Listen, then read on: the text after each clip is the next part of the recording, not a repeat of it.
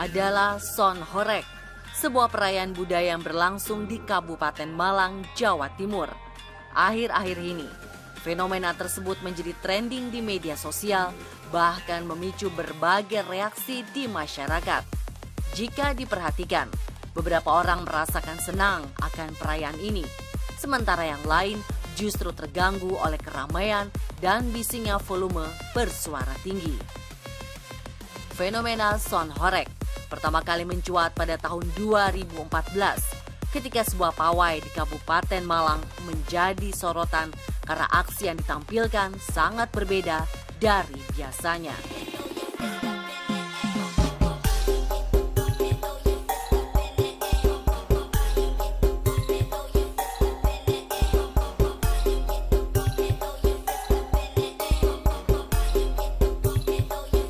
Layaknya diskotik outdoor, pawai Son Horeg dilengkapi gemerlap lampu, hiburan dancer profesional, serta musik DJ remix yang menggetarkan dada.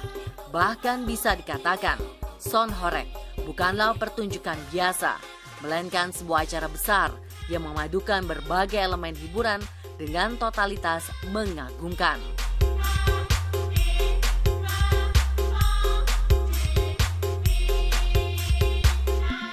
Ini dianggap sebagai perpaduan antara kearifan lokal dan tren musik masa kini. Warga setempat melihatnya sebagai cara untuk memberikan penghormatan kepada akar budaya, namun tetap mengikuti tren terbaru dalam dunia musik. Lantas, bagaimana awalnya fenomena ini bisa terjadi?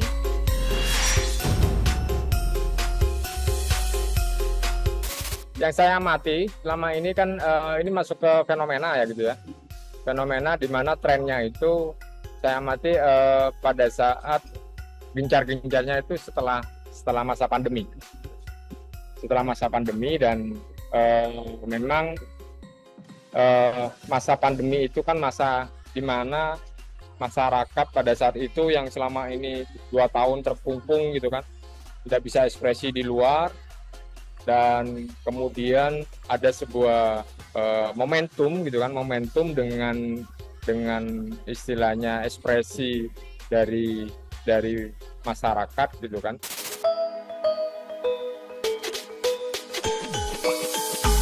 Sebagian warga lokal menganggap Kabupaten Malang memiliki sejarah budaya yang kaya, dan Son Horeg merupakan upaya untuk tetap terhubung dengan akar budaya tersebut, mengkombinasikan antara alunan musik, tarian, serta kostum yang digunakan. Seringkali mengambil inspirasi dari tradisi lokal yang ada, seperti tarian jaranan atau musik tradisional Jawa lainnya. Ini adalah cara yang unik untuk menjaga warisan budaya tetap hidup dalam kultur masyarakat modern. Menggabungkan musik elektrik dan live DJ remix di setiap kegiatan menjadi bagian yang tak terpisahkan. Ditambah ribuan watt dari sound system yang dirakit sedemikian rupa agar kualitas suara yang dihasilkan terdengar jelas dan mampu menciptakan suasana musik berbeda. Itu awalnya memang saat ini ya, dulu itu yang saya tahu biasanya untuk untuk Ramadan itu lah apa namanya, untuk kegiatan-kegiatan membangunkan orang sahur gitu. Itu dimulai, yang saya tahu dimulai dari anak-anak kecil itu, dia pakai motor-motoran, mobil-mobilan, tapi dikasih speaker gitu kan, di mobil-mobilan yang mereka buat dari kayu gitu kan, kayak truk gitu kan. Terus mereka keliling kampung, fungsinya untuk ini ya, membangunkan orang sahur gitu.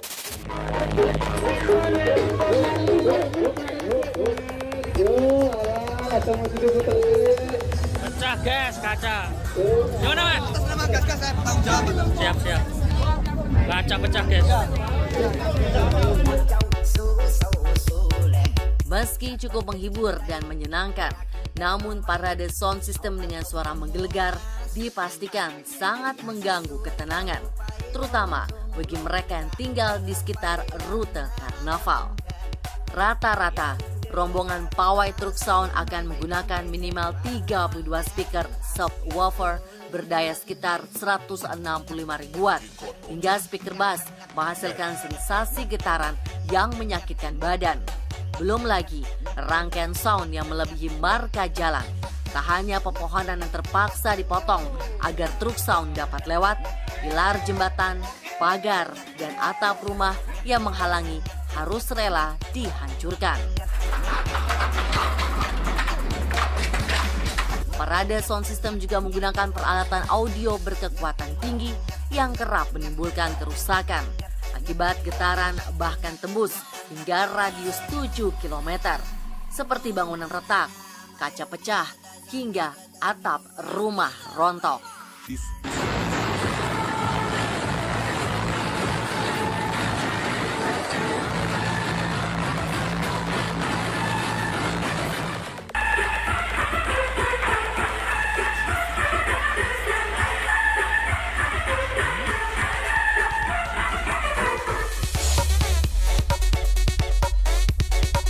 Bagian dari kreativitas gitu ya, kreativitas dan inovasi gitu dari masyarakat yang memang organik gitu.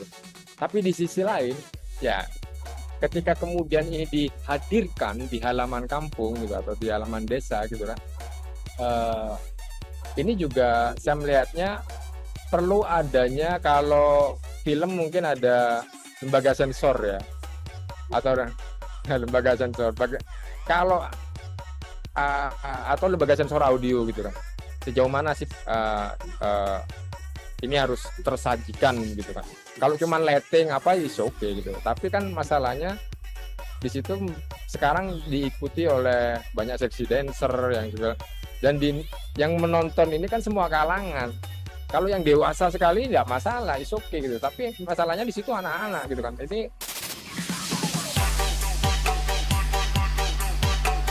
Bicara tentang horek, salah satu sound system viral yang paling terkenal adalah Brewok Audio. Berasal dari Kecamatan Serengat, Blitar, Jawa Timur. Raja horek ini seringkali hadir di acara karnaval, check sound, atau battle sound di berbagai daerah. Terbilang sukses menjadi hiburan, maka tak heran jika banyak masyarakat rela merogoh kocek dalam-dalam demi sound system yang mereka idolakan. Pada awalnya, sound horek yang diadu hanyalah 1 lawan 1. Namun belakangan semakin banyak sound yang digunakan dan bersuara menggelegar. Maka sound horek itulah yang menjadi pemenang.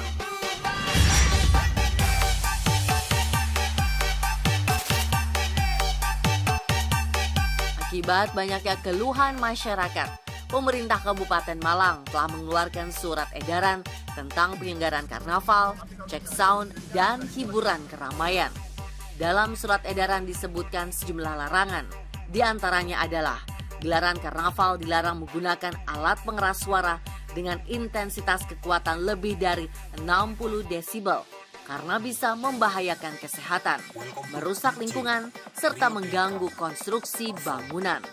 Tak hanya itu, kegiatan tersebut bisa dilaksanakan maksimal hingga pukul 11 malam. Dan panitia harus bertanggung jawab penuh apabila terjadi kerusakan akibat kegiatan karnaval.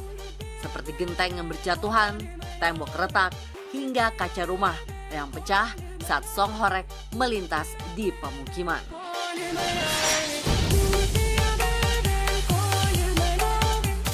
Kalau untuk wilayah Malang sih ya, yang dominan wilayah Malang dan lain-lain yang sering ada acara karnaval itu sih tidak ada masalah. Karena kan juga itu bagian dari keseruan. Jadi kadang kita muternya kenceng, ada tembok yang retak, ada genteng yang rontok, kaca yang pecah, itu mereka ya menerima dengan bahagia.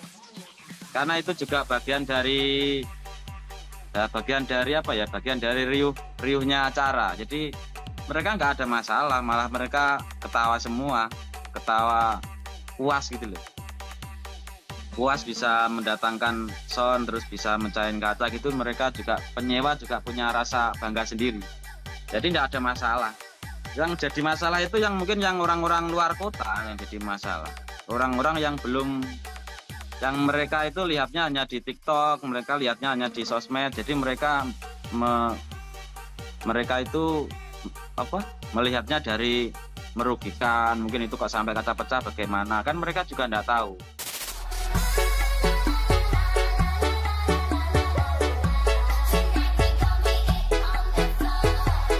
Viralnya penggunaan sound horeg dengan suara menggelegar akan mengganggu indera pendengaran, membuat gendang telinga sakit dan mendengung karena dentuman suara bass sangat keras. Organisasi Kesehatan Dunia dan Persatuan Telekomunikasi Internasional bahkan telah menetapkan standar suara yang aman untuk telinga. Rumusannya adalah merekomendasikan untuk mendengarkan suara tidak lebih dari 80 desibel atau batas aman di 70 desibel.